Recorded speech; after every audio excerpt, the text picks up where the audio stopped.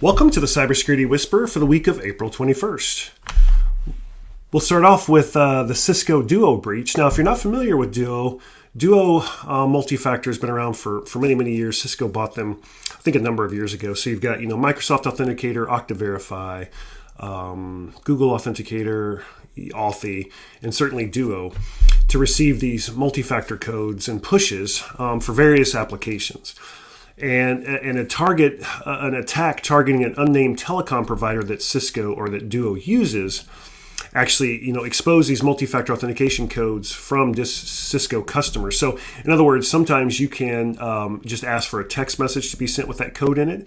And that third party that sends those, that telecom provider that sends those codes, was breached. Based on the information they received to date, Cisco said about 1% of Duo's customers, or about 1,000 different businesses, were impacted. And they said this attacker intruded the telecom provider's internal systems on April 1st after they obtained an employee's credentials via a phishing attack. The attacker used that access to steal Cisco Duo customers' multi-factor SMS logs for the entire month of March. And so speaking of phishing, phishing remains the top route to initial access. Threat actors used phishing links or attacks in 71% of all security incidents in 2023, according to an annual cyber threat report released Tuesday of last week by ReliaQuest. Moving on to Frontier Communications. Not sure how many of you are familiar with Frontier, but they're not small. They are a Connecticut-based company that provides internet, TV, and phone services. And they ended 2023 with about 3 million broadband subscribers across 25 states. They are recovering from a cyber attack that caused the telecom provider to shut down some of their systems. They reported this on Thursday of this week in a filing with the Securities and Exchange Commission. They said a cybercrime group intruded its IT infrastructure and gained access to personally identifiable information.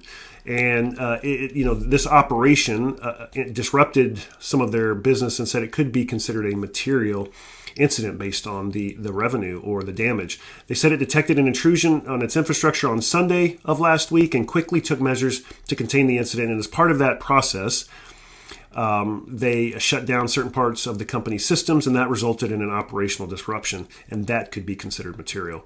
They also said that the customer's internet service is up and running and not affected by this issue. So it sounds like it was back office, accounting systems, and different things. And of course, they didn't say if it was ransomware, but that's all that they've reported to date. Now, we talked about last week the Palo Alto vulnerability that's out there. Many companies use Palo Alto firewalls. They are, one of the best that's out there. And so, of course, because of that, they're highly targeted.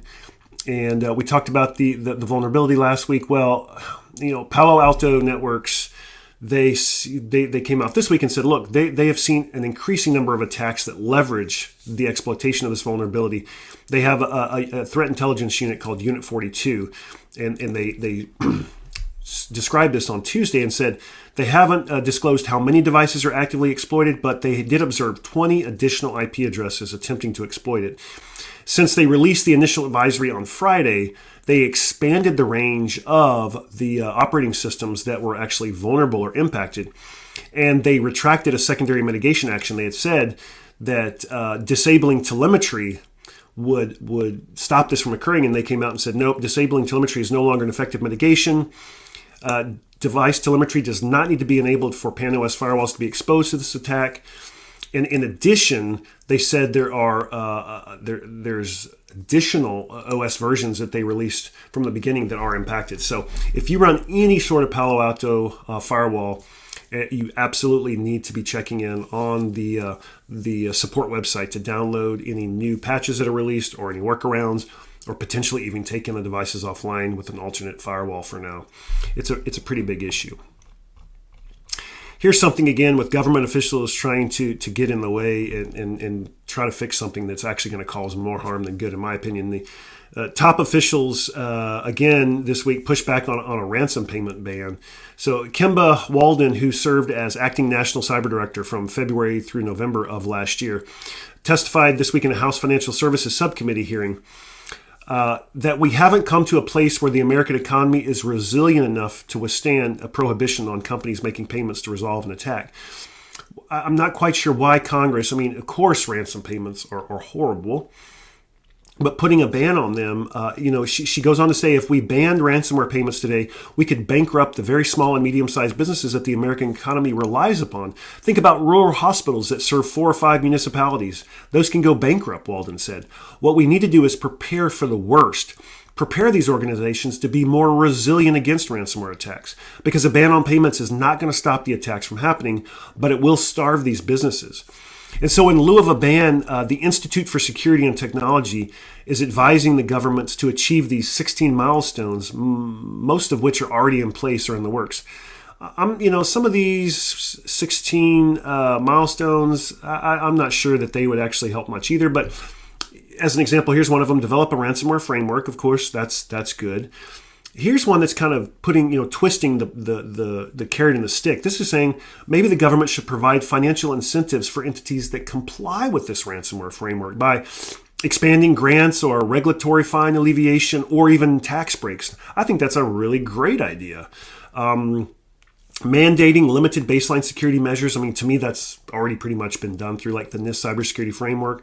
And here's something that I wasn't aware of: ending tax deductibility of ransomware payments. I had no idea that if you are ransomed currently and you pay the ransom, you can deduct that from your taxes. So maybe I do agree with that one. And so, again, you think about the Nonprofit Institute for Security and Technology rejecting the viability of this ransom payment ban. They're saying, what about concerns about the impact on reporting by the victims? Companies are just going to pay it and then not report it. Maybe you're going to drive more payments underground. Very true. And again, just the unintended consequences and practicalities of critical infrastructure exemptions. Are you going to really tell a water company or a power company they can't pay it and the whole town's going to go out of water or power? So I definitely think that, the government, if they're going to focus on trying to help consumers and businesses avoid paying ransoms or getting ransomed, they need to focus on this framework and maybe tax breaks and incentives for complying with it instead of saying you just can't pay it under any circumstances. We haven't talked about United Healthcare in a while and the Change breach.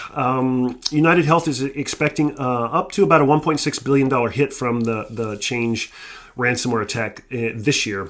And the investors got a clearer picture of the financial fallout on Change. Some said it wasn't as bad as they'd feared. The United Health Group estimates the cost from the Change Healthcare attack could reach $1.6 billion this year. They said this on Tuesday. However, this shows you how much money they actually have. The managed care giant maintained its full year earnings guidance, suggesting that the financial fallout from the attack on the massive claims clearinghouse may be less serious than feared. The hit comes from direct response efforts like recovering Change's clearinghouse platform and paying higher medical costs after its insurance arm suspended some utilization management processes, in addition to the loss, of course, of revenue. In the first quarter alone, the cyber attack cost United Healthcare about $872 million, according to their financial results that they had to post on Tuesday. There's always these interesting stories that never seem to amaze me. But MGM, we all remember the MGM breach from last year. They are now suing the FTC over the hack. So MGM has sued the FTC to stop the agency's investigation into their breach. And MGM is claiming that the FTC is requiring too much data about the hack, and it's depriving the company of its due process rights. I'm not sure what that means, but the company also asked the FTC chair, now get this, they asked the FTC chair, Lisa Khan, to recuse herself from the investigation because, get this, she was staying at the hotel when the hack happened. Mind-blowing. And MGM also claims the FTC used regulations designed for financial institutions for its investigation, where MGM is not a financial institution. So more to come on that. Finally, many of us, I'm sure, are familiar with the tool PuTTY. PuTTY has been around forever, and it's used for SSH. Telnet used to be Telnet, SSH into applications. Well, there's a crypto bug that in PuTTY that exposes private keys, and this could lead again to a supply chain attack. And this was discovered by a team of German academics. They discovered this crypto vulnerability in PuTTY, which again is an extremely popular SSH and Telnet client for Windows users. The vulnerability allows attackers who run malicious SSH servers to observe cryptographic signatures and recover a user's private key. This attack, this allows attackers to connect to systems where the private keys are being used for authentication. But the vulnerability main impact is on source code repositories if they've been managed via a client that embeds PuTTY. So attackers can look at a project's past signed public commits and then determine a developer's private key.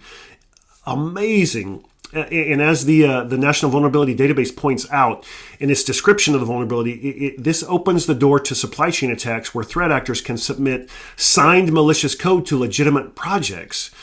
All PuTTY versions from .67 to .8 are affected. That's a lot of versions. In other words, all PuTTY releases since March of 2016.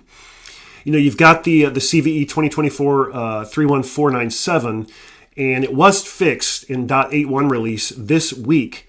But think about this, from the supply chain angle, besides PuTTY itself, this also impacts FileZilla, very, very, very popular, WinSCP, very popular, TortoiseGit, Tortoise SVN, and all which embed PuTTY in their code. So if you use any of those applications, you need to be looking out for updates there. Again, thank you so much for joining us this week. Drop any questions, comments you have. Happy to answer those. And we'll look forward to talking to you next week.